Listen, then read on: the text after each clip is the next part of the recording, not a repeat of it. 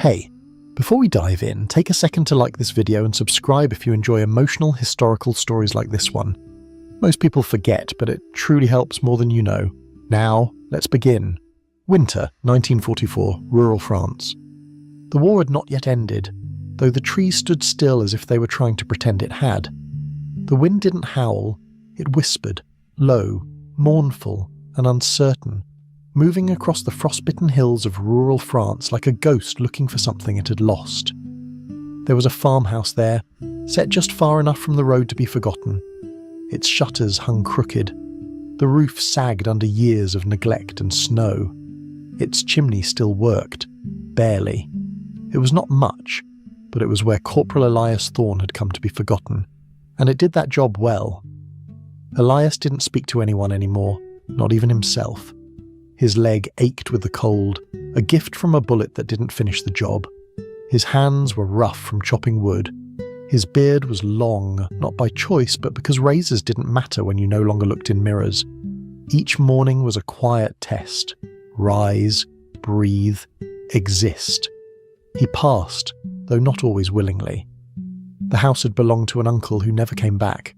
One day the war stopped sending letters, and Elias found the keys nailed to a post with his name scrawled in fading ink. He didn't ask questions. He just arrived, alone, with a pack slung over one shoulder and silence dragging behind him like a second shadow. He made the place livable, barely, boarded the windows, patched the roof with whatever tin he could scavenge. The stove worked, the floor didn't creak if you stepped just right, and the wind, most nights, didn't scream through the gaps. That was enough. He didn't want more, but that evening, as the fire spit against damp logs and Elias stirred a pot of water with no intention to drink it, came a sound he hadn't heard in months. A knock, not urgent, not loud, just unsure, like someone asking permission to hope. He froze, hand tightening around the ladle. The knock came again, softer this time, then a pause, and then a voice. It cracked under the weight of cold and desperation. "Monsieur, s'il vous plaît?" He stood, back stiff, and moved to the door. No one should have been here. Not now. Not when the war was still chewing up villages a few miles north. He opened it anyway. The snow had started again, thin flakes falling in slanted sheets, and in it stood a woman, not old but aged by grief. Her coat was too thin, her shoulders pulled tight. Her face, though pale and worn, held something that had not died yet.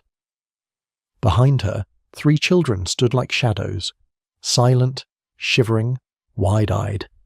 One clutched a threadbare doll with no face. Another coughed, sharp and dry. The woman's lips parted. "Just one night," she said, her accent brushing against her words like a memory she was trying to suppress. "Please." Elias didn't move. He looked at the smallest child, no more than 3, whose lips were turning blue, the kind of blue that didn't wait long to take root. He stepped aside. They entered like ghosts, not speaking, not asking more than the space given. The woman carried only a satchel, worn at the edges, and a folded piece of paper Elias glimpsed just once. A man in uniform, faded ink creased through the face. Her husband, or what was left of him. She introduced herself in near whisper. "Claire. This is Luc, Elise, and the little one. Henri." He said nothing, only gestured toward the hearth, where the fire cracked half-heartedly. They knelt beside it as if it were sacred. Elise curled into herself. Luc stood like a sentry beside his mother, and Henri fell asleep in her arms before his boots hit the floor. She watched Elias while the children settled, not with fear, with calculation, like someone who had learned that kindness came with a price. "We won't stay past morning," she said. He stirred the pot again, not looking at her. "Didn't ask you to." She didn't thank him. That, oddly, made it easier. Night folded in on them. The wind hissed against the boards, and the old farmhouse seemed to sigh with them. Elias didn't sleep. He sat near the fire, back against the wall, while the others lay wrapped in threadbare blankets. Every now and then Claire's eyes opened, watching him watch the flames. "You were in it?" she asked finally, voice low. He didn't respond. "I can tell. The way you sit with your back to the wall, the way you flinch when the wood pops." He said nothing. She shifted, one arm around her daughter. "He died in March. The Ardennes. I don't even know if he's buried." Elias reached for a stick to stir the coals. "Mine didn't die," he said, "but I think I left him there." The fire popped. No one moved. They fell asleep eventually, except Elias. He stayed where he was, eyes never closing, listening to the small sounds, a child's breath, the flutter of cloth, the storm outside. And for the first time in a long time, the silence didn't feel entirely empty. Morning came brittle and cold. The snow had frozen into a crust that snapped underfoot. Elias opened the back door to find the latch iced over. He kicked it until it gave way, then fetched wood without gloves. His hands burned, but he welcomed the pain. It meant something still worked. Inside, Claire was boiling water. She'd found the old coffee tin and coaxed something from it. The room smelled faintly of bitter warmth. He took the mug she offered, nodding once. "I lied," she said, not meeting his eyes. "About leaving." Elias took a sip. It tasted like ash and bark. "I figured." Her shoulders didn't drop, but her voice softened. "We don't have anywhere else. The cities are gone, or worse than gone." He looked out the window. The fields were white, endless. "You can stay," he said. That day he mended the door. She folded what little laundry they had. The children played quietly in the corner, inventing games out of nothing. Elise used buttons as soldiers. Luke carved something with a rusted spoon. Henri tried to make the doll speak again. No one asked questions. No one spoke of futures. That night, as the children slept and the wind howled outside, Claire sat beside Elias by the hearth.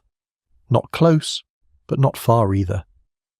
"Do you think," she asked, "people like us ever get to feel whole again?"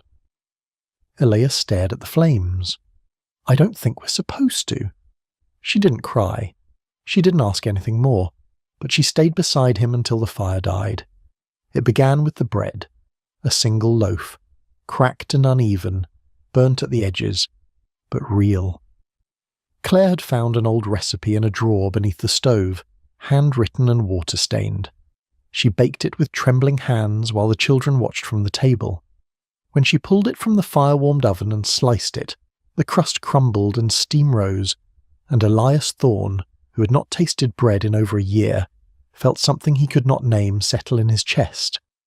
It wasn't about the bread. It was about the sound of Claire humming under her breath, not quite a song. It was Elise asking for the heel of the loaf. It was Luke smirking when she burned her finger and didn't swear in front of the children. It was Henri's giggle, muffled by a mouth too full. It was the sound of life, soft and steady. Something had shifted. Spring came late, like it was waiting for permission. The frost stayed on the windows well into April, but the snow began to recede, inch by reluctant inch. The sky turned from ash to blue. The barn, once ignored, became useful. Luke followed Elias like a second shadow, carrying nails too big for his hands, swinging a hammer like he meant it. "You ever fix a roof before?" Elias asked once. Luke shrugged. "I've watched someone." "That's not the same." The boy set his jaw. "No, but it's a start." Elias almost smiled. Almost. Days passed like pages turned slowly. Claire moved about the house as though she had always been there, sweeping ash from the corners, boiling potatoes until they were soft enough for Henri to chew, stitching a curtain from an old wool coat. She found things to fix. So did Elias. He mended the fence without being asked. She scrubbed the window panes until light came through again. Sometimes they sat together without speaking. It was a comfortable kind of quiet, like two clocks ticking in sync. But nothing stays quiet forever. One evening, just as the sun dipped behind the pines, Claire stepped outside with a bucket in hand and paused mid-step. Elias looked up from where he was stacking firewood. She didn't speak. She was staring at the fence line, lips parted. A deer. Stood perfectly still, not 20 paces away, lean, delicate, and watching them. Claire whispered, "We used to see them near the orchard. My husband would point and tell the children it was their mother coming back to check on them." Aaliyah said nothing. She turned to him slowly. "Do you believe things come back, even after everything?" He met her eyes. "Sometimes, but not the way we want them to." She nodded once, then went inside. That night, after the children were asleep, she found Elias by the fire. She didn't speak at first, just stood in the doorway, watching him stare into the embers. Then quietly, she sat beside him. "I think I'm afraid to get used to peace," she said. He glanced at her. "Because it never lasts? Because I don't know who I am without the fear?" Elias leaned back against the stone. "Maybe it's not about forgetting who we were in the dark. Maybe it's about learning to live in the light." She turned her head, studying him. "You talk more now." "I talk when someone's listening." Her voice softened. "I'm listening." The silence that followed wasn't empty. It was thick with everything neither of them could say yet. The next morning, Luke caught his first rabbit in a snare. He held it up proudly, the way boys do when they want their worth seen. Elias inspected it, nodded once, and taught him how to gut it. Claire watched from the porch, eyes unreadable. Later, as they roasted the meat over the fire, Henri crawled into Elias's lap without asking. The soldier didn't stiffen this time. He let the boy stay. "Papa," Henri mumbled sleepily. Claire froze mid-stir. The spoon clattered to the floor. Elias looked at her. Her eyes shimmered, but she said nothing, only turned away to pick up the spoon. She stirred again, slower this time. That night, when the wind whistled through the rafters, Elias found her outside. She stood barefoot in the grass, shawl drawn tight, face tilted toward the stars. "You should be warm," he said softly. "I needed air."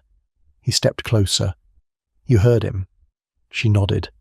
"I know he's just a child. I know he misses what he had. I just—" Her voice cracked. "It's not fair to you." Elias shook his head. "He sees something. Children don't lie about that." Claire's shoulders dropped. "Do you?" He didn't flinch. "I see a woman who wakes before dawn, who keeps 3 children from falling apart, who makes bread out of nothing, who still stands when most people would have fallen." Claire turned. Her eyes searched his. "And who do you see when you look in the mirror?" He hesitated. "Someone I'm trying to remember." Her voice barely audible. "Can I help?" He nodded. "You already are." She stepped closer. The space between them disappeared. Her fingers brushed his wrist. Tentative. Real. They didn't kiss, not yet, but they didn't move apart either. The next week brought laughter. Actual laughter. Elise built a crown of dandelions. Luke challenged Elias to a race, and won only because Elias let him. Henri learned the word again, and used it for everything. Food, games, even hugs. Claire began to sing. Not every day, not every hour. But sometimes, in the kitchen, in the garden, she sang. And one night, when the fire burned low and the children were long asleep, Elias reached for her hand. She let him. They sat like that until dawn. The air no longer smelled of smoke and silence. It smelled of bread, of sap, of earth, of living. But peace, real peace, never comes without a cost. And as the leaves returned to the trees and the barn door stopped creaking, something else stirred on the horizon. It would arrive not with warning, but with boots. Not with words, but with questions. And the quiet they had built would be asked to survive something louder than war. Summer came early, or so it seemed. The fields turned green. The trees leafed out like they had no memory of war. Life, quiet and honest, had crept back into the walls of the old farmhouse. There were mornings when laughter floated through the windows. Elias had begun fixing the fence out front, not because he needed to, but because it felt good to build something again. Claire would sometimes stand in the doorway, hands on her hips, watching him. She wore a blue scarf now, one Elias had found tucked in a drawer. It matched her eyes. Luke had taken to whittling small animals from wood scraps. Elise helped Claire with the laundry and meals. Henri played in the dirt with twigs and stones, humming little songs only he understood. They didn't speak of the war, not anymore, not often. It was something they all carried in their bones, but they chose to speak of gardens, rabbits, stories before bedtime. Elias began sleeping through the night. Claire stopped flinching when thunder rumbled. Then one afternoon, a knock came again, not soft this time, sharp, deliberate. Elias opened the door with a steady hand. On the other side stood a man in uniform, British, mud-streaked and weary. "Corporal Thorne?" the man asked, eyes darting to the children peeking through the window. Elias didn't answer right away. The name didn't fit like it used to. "There's talk you're harbouring civilians, French ones. We've been sweeping through the area. There's still danger."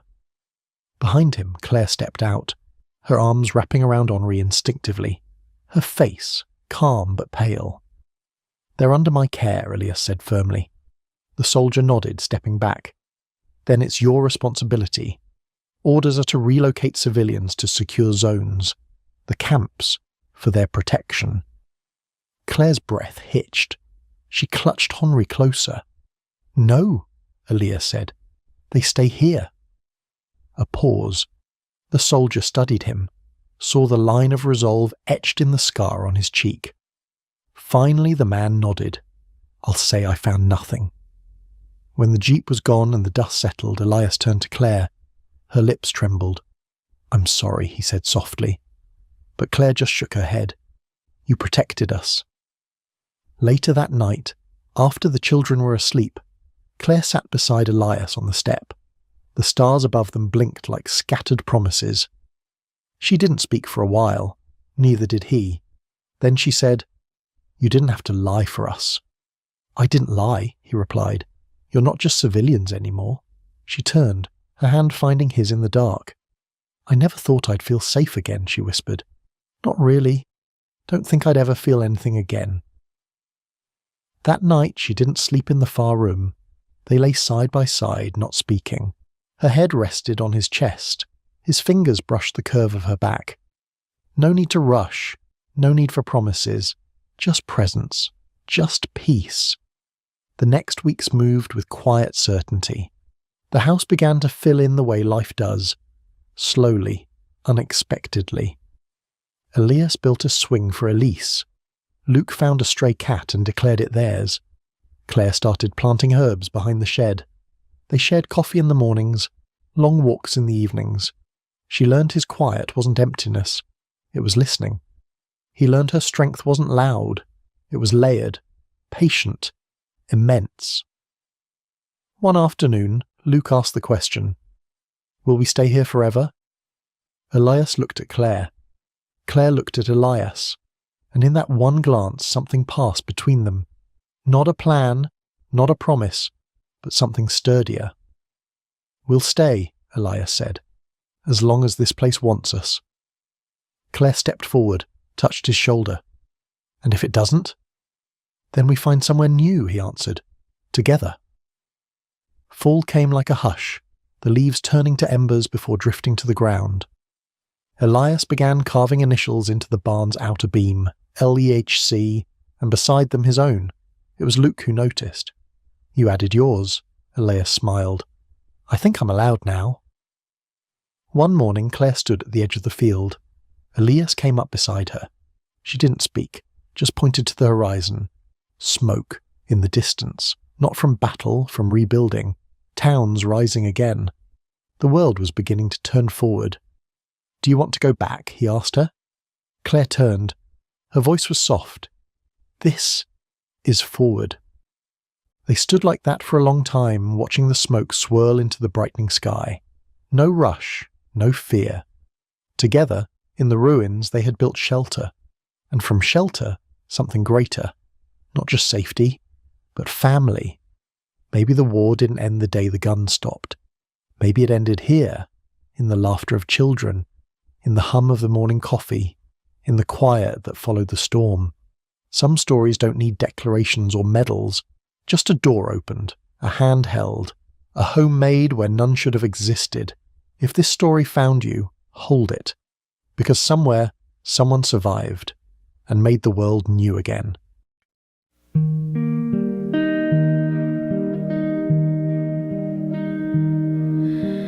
light comes in on quiet wings through shutters warm and slow,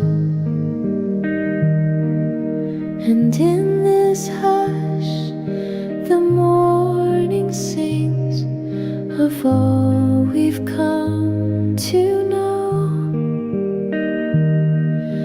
Here where the stillness grows, where time forgets to run, we warm our hands by gentle things and call the day begun.